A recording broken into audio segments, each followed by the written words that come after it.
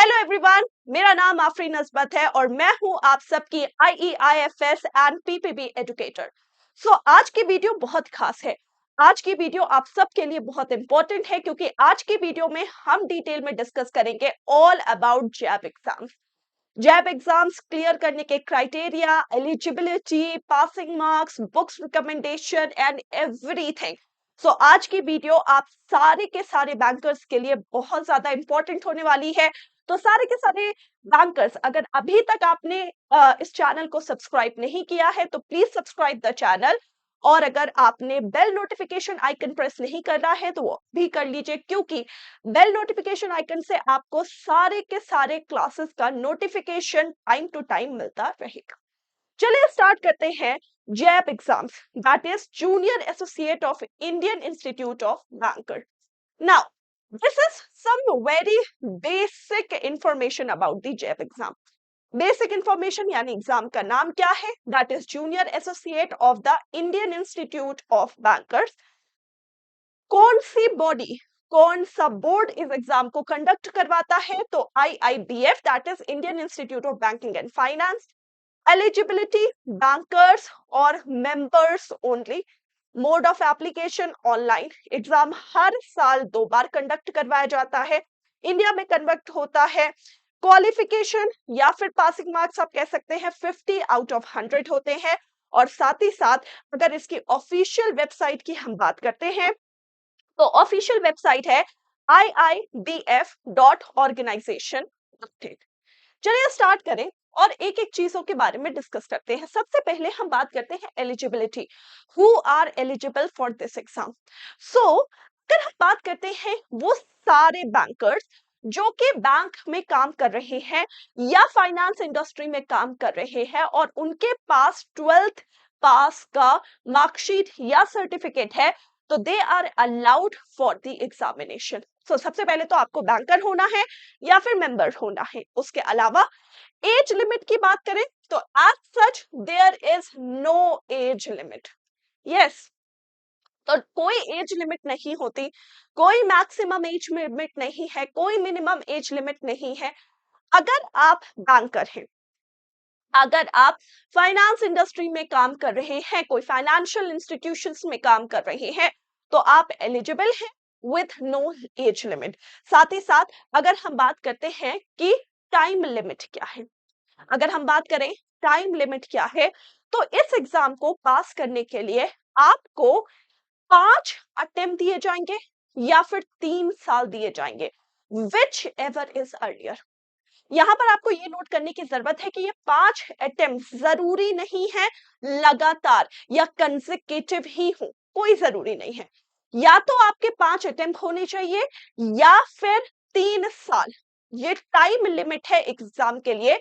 जो भी पहले पढ़ता है उसमें आपकी टाइम लिमिट कंप्लीट हो जाएगी। आई 3 इयर्स कंप्लीट हो जाए फ्रॉम द डेट जब से आपने पहला फॉर्म भरा है, या फिर फ्रॉम द टाइम जब आपने पहला फॉर्म भरा है उसके 5 अटेम्प्ट तक आपका एलिजिबिलिटी वैलिड है। ओके, नेक्स्ट, कौन कौन से पेपर होते हैं, तो सी इसमें 4 पेपर्स होते हैं। इस एग्जाम में 4 पेपर्स होते हैं। Paper 1 is Indian economy and Indian financial system, that is all about Indian economy and Indian financial system. Monetary policies, what is Indian economy, demand and supply, inflation, हम किस जगह रह रहे हैं, एक्सपोर्ट इंपोर्ट कैसे हो रहा है, फॉरेन ट्रेड कैसे मैनेज हो रहा है, फेमा क्या है, फेरा क्या है, सारी चीजें। Okay, it is in the paper 1 Indian economy and Indian financial system, जिसे हम एजुकेटर्स अपने कोर्सेस में प्रिटी डिटेल में पढ़ाते हैं। फॉर एग्जाम्पल अगर मेरी बात करें तो मैं यहाँ पर हर एक टॉपिक आपको डिटेल से पढ़ाना पसंद करती हूँ, जो कि आपके एग्जाम के पॉइंट ऑफ व्यू से होता है, कॉम्प्रिहेंसिव होगा, आपके एग्जाम के पॉइंट ऑफ व्यू से होगा और आप उस चीजों से और उन टॉपिक से रिलेट कर पाओगे। अक्सर डाउट होता है कि मैम अगर हमने ऑलरेडी इकोनॉमिक्स नहीं पढ़ रखी है या इंडियन इकोनॉमी हम नहीं जानते हैं तो हम क्या करें। यहाँ पर हमारे लिए या हम एजुकेटर्स के लिए आप सारे के सारे स्टूडेंट्स और बैंकर्स जो हैं वो हम इसी नजर से देखते हैं आपको कि आपका बैकग्राउंड नहीं है। तो फ्रॉम ए टू जेड पढ़ाना हमारा काम है आपको। सेकेंड पेपर होता है PPB, principle and practice of banking, and this ये तो आप अपनी डेली बैंकिंग रूटीन में एक्सपीरियंस करते हो। एटीएम्स, ऑल्टरनेट डिलीवरी चैनल्स और बैंकर कस्टमर रिलेशनशिप, केवाईसी क्या है, ये सारी चीजें हम पीपीबी में पढ़ते हैं। इसके अलावा पेपर 3 है वो accounting and financial management for bankers है। चौथा पेपर है retail banking and wealth management. तो ये 4 सब्जेक्ट्स होते हैं और इन 4 सब्जेक्ट्स में आपको मार्क्स लाना पड़ता है। हर एक सब्जेक्ट में 100 क्वेश्चंस पूछे जाते हैं और 100 क्वेश्चंस में आपको एट मिनिमम 50 स्कोर करना होता है टू पास द एग्जाम। लेकिन अगर आप फर्स्ट टाइम ये एग्जाम दे रहे हैं, अगर आप फर्स्ट टाइम ये एग्जाम दे रहे हैं और अगर हर एक सब्जेक्ट में आपने 45 45 45 45 भी स्कोर किया है, तब भी आप जैब एग्जाम का सर्टिफिकेट और क्लियरेंस पा सकते हैं। ओके, नेक्स्ट अगर हम बात करते हैं प्राइसिंग क्राइटेरिया क्या है, सो मैंने अभी आपको बताया पासिंग क्राइटेरिया क्या है। सबसे पहले जैब एग्जाम जो है इसमें नेगेटिव मार्किंग नहीं थी, तो जो हमारा जैब एग्जाम 2023 का हुआ था उसमें कोई भी नेगेटिव मार्किंग नहीं रही थी। एस्पिरेंट जो भी जैब एग्जाम्स के थे उन्हें 50 स्कोर करना ही है ऑन ईच पेपर टू पास। सो अगर अब हम 2024 की बात कर रहे हैं तो 2024 के जितने भी एस्पिरेंट्स हैं उन्हें 100 में से एटलीस्ट 50 स्कोर करने ही है इस एग्जाम में।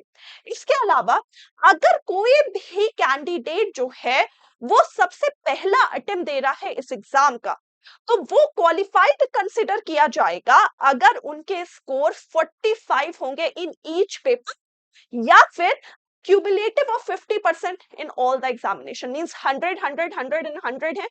ओके, तो क्यूमुलेटिव सब्जेक्ट का स्कोर कितना है हमारा 400, तो उसका एटलीस्ट 50% आपने स्कोर किया है, मींस 200 चारों सब्जेक्ट को मिलाकर क्यूमुलेटिव स्कोर आपने 50% एंड अबव किया है।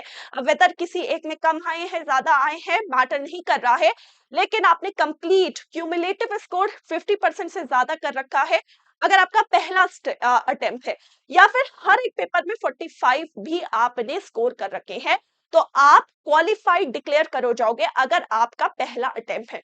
रेस्ट ऑफ द अटेम्प्ट में आपका एलिजिबिलिटी क्राइटेरिया और आपका पासिंग क्राइटेरिया क्या है कि आपको एटलीस्ट 50 मार्क्स ऑब्टेन करने हैं हर एक सब्जेक्ट में। Okay, done. नेक्स्ट, यहाँ पर जैब एग्जाम देने के फायदे क्या है, तो अगर हम बात करते हैं जैब एग्जाम के, तो there is no fix time period for promotion to be granted. कोई फिक्स टाइम पीरियड नहीं है जिसके लिए प्रमोशन ग्रांट हो रहा है, और ये डिपेंड करता है आपकी वर्क पोजीशन पर, जो कि हम डिटेल में आगे बात करेंगे कि प्रमोशंस इसमें कैसे आपको मिलेंगे।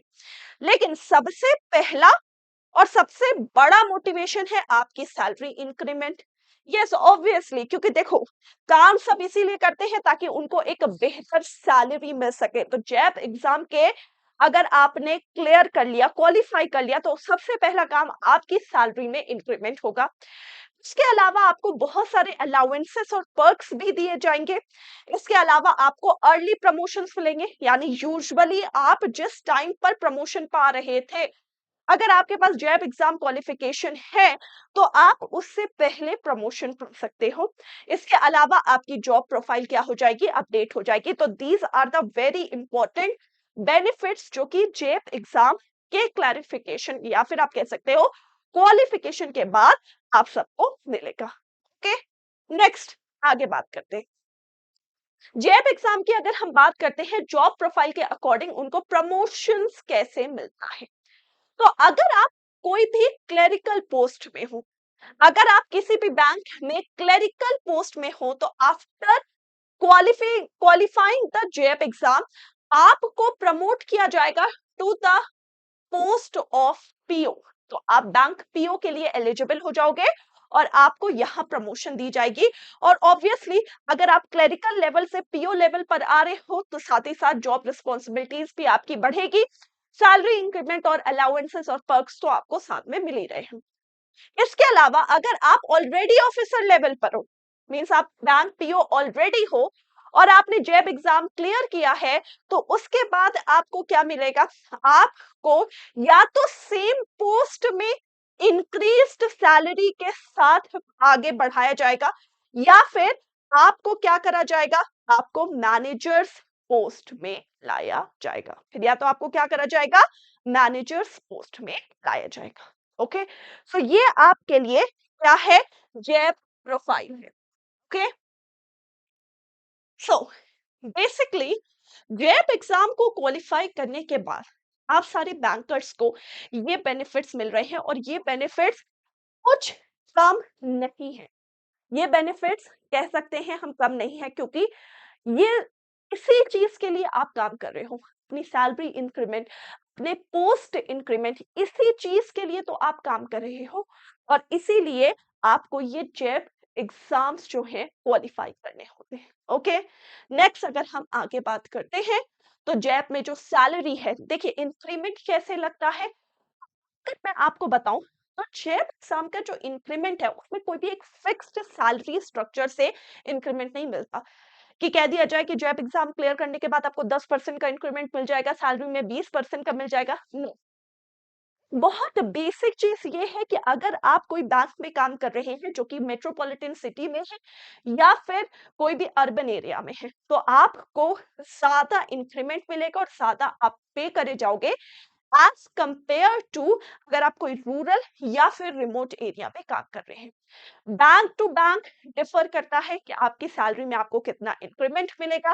बैंक टू बैंक डिफर करता है कि आपको किस तरीके से यहाँ पर इंक्रीमेंट दिया जाएगा, और इसीलिए ऑल ओवर एक फिक्स स्ट्रक्चर नहीं है, नो फिक्स सैलरी स्ट्रक्चर है जो कि जैब एग्जाम में है। ओके, नेक्स्ट, जैब की सैलरी की बात करें, तो जो भी बैंक क्लर्क लेवल है उन्हें 1 इंक्रीमेंट मिलेगा उनकी सैलरी में, और इसके बाद अगर कोई एम्प्लॉय जो है वो बैंक ऑफिसर है, उन्हें भी 1 इंक्रीमेंट मिलेगा अपने बेसिक पे में।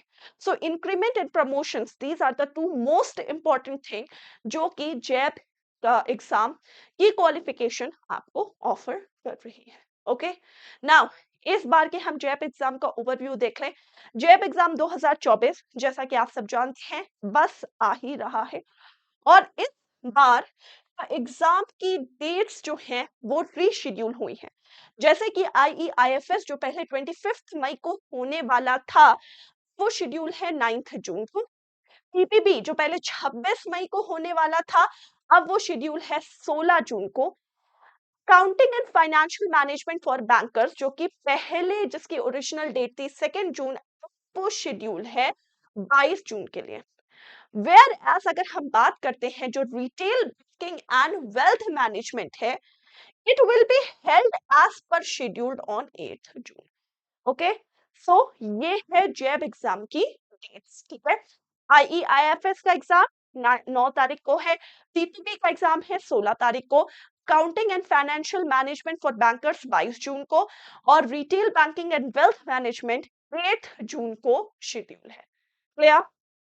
Now when we talk about the books recommendation, no doubt कि जो बुक रिकमेंडेशन है वो आपको हर एक सब्जेक्ट में मैकमिलन एजुकेशन की ही दी जाएगी। हर एक सब्जेक्ट में आपको मैकमिलन की अपडेटेड वर्जन ऑफ बुक्स लेनी है, उसे A to Z पढ़ डालो। इसके अलावा आपको कुछ नहीं करने की जरूरत है for your exams. Okay, you have all the basics, questions जो भी बन रहा है वो उन्हीं बुक के आसपास ही बन रहा है। सो बैंकर हैं, आप काम कर रहे हैं, आपके पास जो टाइम बच रहा है, अपने आप को डाइवर्सिफाई ना करके सीधा ये मैकमिलन एजुकेशन की बुक उठाओ और हर एक चैप्टर को थॉरोली पढ़ो, और जो भी क्वेश्चंस हैं उन्हें प्रैक्टिस करो। सिर्फ क्वेश्चंस आपको वो जो 4-5 question at the end of unit है, that is not enough for all of you. देखिए, आपको थ्योरी पढ़नी है, थ्योरी के बाद वो क्वेश्चन तो ऑब्वियसली आपको लगाने हैं, लेकिन उसके अलावा भी जितना हो सके उतना कंटेंट आप लेने की कोशिश करो इधर उधर से, जहां पर आपको MCQs करवाए जा रहे हैं। जैसे कि ऑलिव बोट में रिसेंटली हम लोग ने क्या किया है, क्रैकर्स बैच निकाला है, जो कि 30 डेज का बैच था, लास्ट मिनट रिवीजन का, जिस हर एक यूनिट के डिटेल्ड क्वेश्चंस हम एजुकेटर आप सबको करवा रहे हैं। So question practice is must for all of you. बिना क्वेश्चन प्रैक्टिस के कुछ नहीं हो सकता। अगर आप थ्योरी पढ़ के भी बैठ जाओ, थ्योरी पढ़ने के बाद भी आपको पता होना चाहिए कि क्वेश्चन को करने का अप्रोच कैसा है, क्वेश्चन कैसे एग्जाम में आ रहे हैं, तो ये आपको पता होना बहुत ही ज्यादा जरूरी है। और इसीलिए क्वेश्चन प्रैक्टिस इज मस्ट, इसलिए थ्योरी और आपको ये तो पढ़ना ही है। सो बुक रिकमेंडेशन में मैं आपको सिर्फ यही कहना चाहूंगी, प्लीज इधर उधर मत जाओ और सिर्फ स्टिक करो इसी बुक में, ताकि आप जो है थॉरोली अपने एग्जाम्स के लिए प्रिपेयर कर सको। So this is it for this video. I hope ये वीडियो आप सबके लिए यूजफुल होगी। मैंने सारी इंफॉर्मेशन इस वीडियो में शेयर करी है। Thank you so much for watching this video. अगर आपको वीडियो पसंद आई तो प्लीज इसे लाइक और शेयर जरूर करिएगा, और अभी तक अगर आपने इस चैनल को सब्सक्राइब नहीं किया है, guys please subscribe the channel and press the bell notification icon. Thank you so much. Till then take care. Bye bye everyone. Bye guys, take care.